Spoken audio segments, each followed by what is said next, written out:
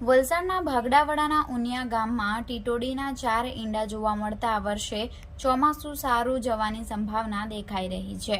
પ્રાચીન કાળમાં જ્યારે વિજ્ઞાનનો વિકાસ ન હતો ત્યારે વરસાદની આગાહીની પૂર્વજો અવલોકન અભ્યાસથી કોઠા સૂઝનના આધારે કરતા હતા। ચોમાસા અગાઉ અનેક રીતે વરસાદની આગોતરી આગાહી કરાતી હતી, જેમાંની કેટલીક પ્રથા આજે પણ જીવંત છે।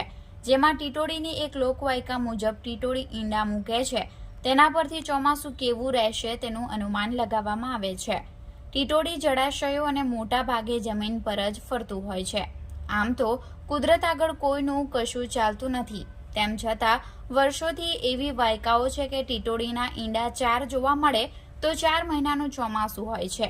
ત્યારે વલસાડ શહેરને અડીને આવેલા ભાગડાવાડા ગ્રામ પંચાયત વિસ્તારના ઉનિયા ગામ ખાતે ખુલ્લા મેદાનમાં ટીટોડીના ઈંડા જોવા મળ્યા હતા। ટીટોડીના 4 જેટલા ઈંડા મળી આવતા ખેડૂતોમાં ખુશીનો માહોલ જોવા મળ્યો હતો।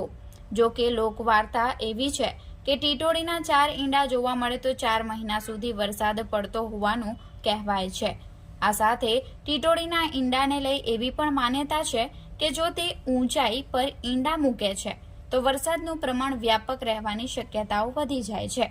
જો આ પક્ષી વહેલા ઈંડા મૂકે છે તો ચોમાસું વહેલું આવે તેવી માન્યતા પણ પ્રચલિત છે।